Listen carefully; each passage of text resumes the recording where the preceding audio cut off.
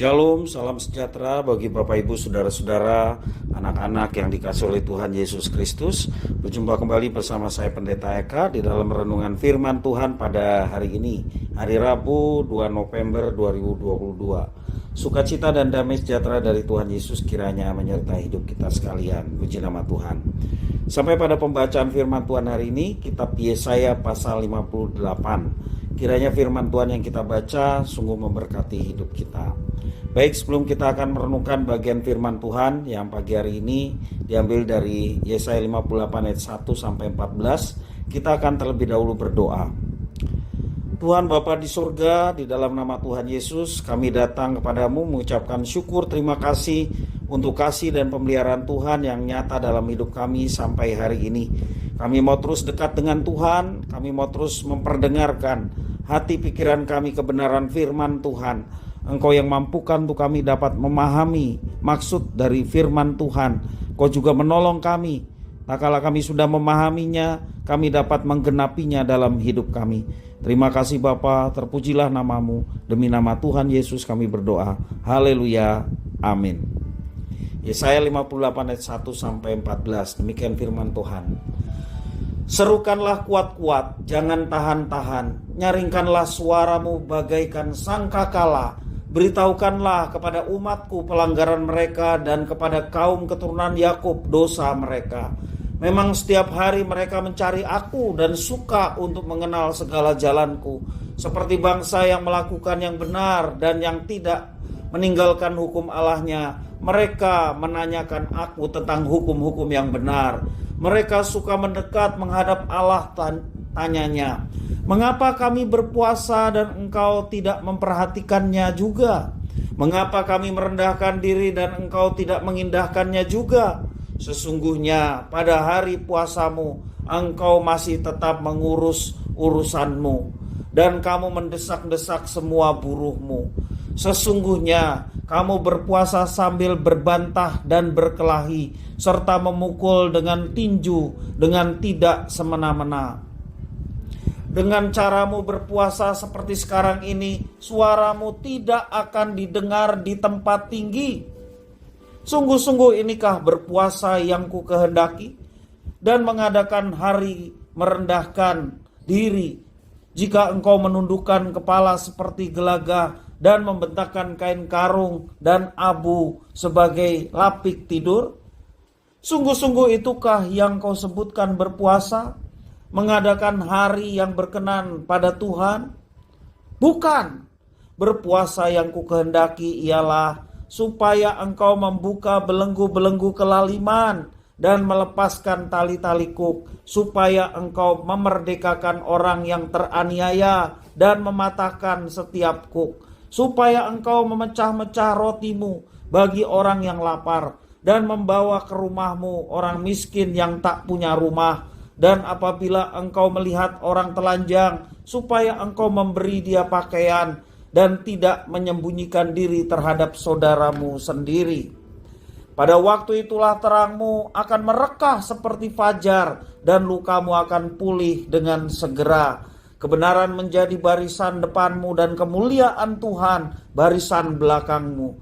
Pada waktu itulah engkau akan memanggil dan Tuhan akan menjawab. Engkau akan berteriak meminta tolong dan ia akan berkata, ini aku. Apabila engkau tidak lagi mengenakan kuk kepada sesamamu dan tidak lagi menunjuk-nunjuk orang dengan jari dan memfitnah. Apabila engkau menyerahkan kepada orang lapar apa yang kau inginkan sendiri dan memuaskan hati orang yang tertindas, maka terangmu akan terbit dalam gelap dan kegelapanmu akan seperti rembang tengah hari.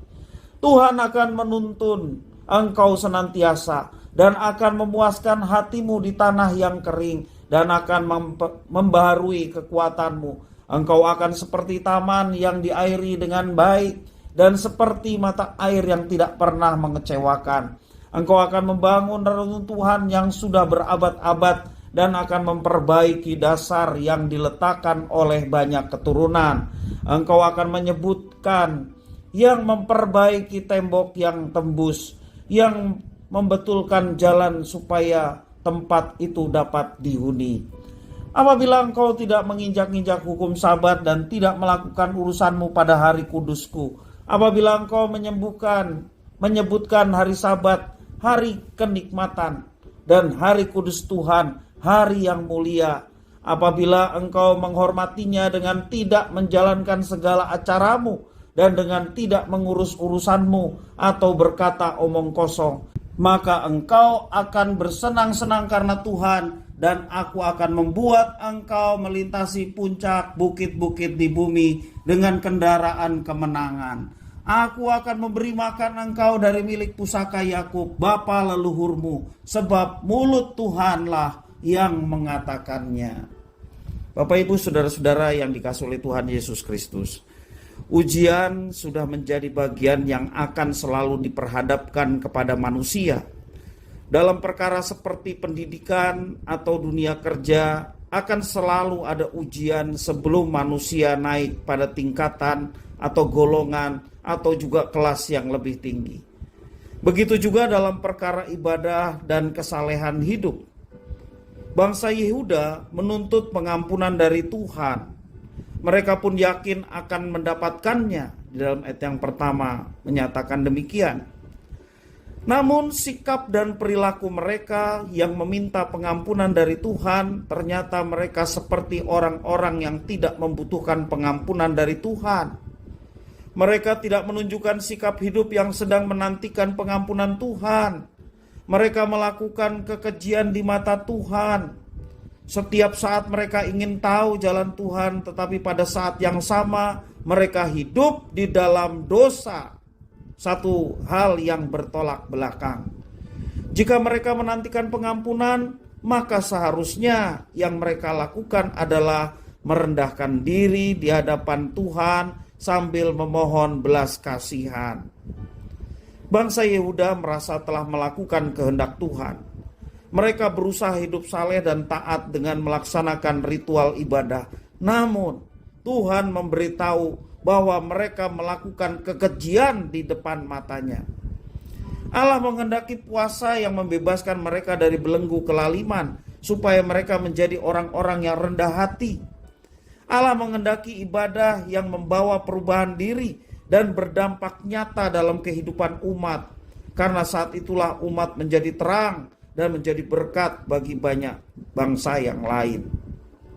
Bapak Ibu saudara-saudara yang dikasihi oleh Tuhan, ibadah yang Tuhan kehendaki adalah ibadah yang berorientasi kepada kepentingan Tuhan dan pengenalan yang benar akan kehendaknya, bukan kepada kepentingan diri sendiri.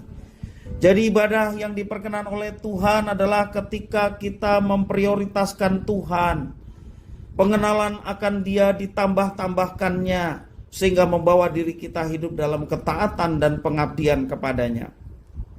Hidupilah makna dan hakikat dari ritual ibadah yang kita jalani. Jangan terjebak dengan ibadah semu yang penuh dengan kepura-puraan atau kemunafikan. Dalam setiap ritual peribadatan, Tuhan Allah menguji kesalehan dan kesungguhan kita kepadanya. Hakikat ibadah adalah mengalami perjumpaan yang dalam dan indah bersama dengan Tuhan yang telah memilih kita menjadi umatnya. Baik dalam ritual ibadah, demikian juga dalam kehidupan setiap hari. Ada satu integritas, baik dalam peribadatan, demikian juga dalam kehidupan sehari-hari. Itulah bentuk kesalehan dan ibadah yang sejati, yang Tuhan inginkan terwujud, muncul dalam setiap kehidupan umatnya. Mari Bapak Ibu Saudara-saudara, kita senantiasa dekat dengan Tuhan dan berusaha mencari perkenannya. Dan ketika minta pengampunan dan perkenan Tuhan, dinyatakan dalam sikap hidup yang taat, sikap hidup yang nurut akan firman Tuhan, sehingga semuanya menjadi satu kesatuan yang tak terpisahkan antara ibadah yang kusuk, demikian juga taat akan firman-Nya dalam kehidupan setiap hari. Kiranya firman Tuhan memberkati kita. Kita berdoa. Terima kasih Bapa atas firman Tuhan. Mampukan kami untuk melaksanakannya dalam hidup kami. Demi nama Tuhan Yesus Kami sudah berdoa dan bersyukur. Haleluya. Amin.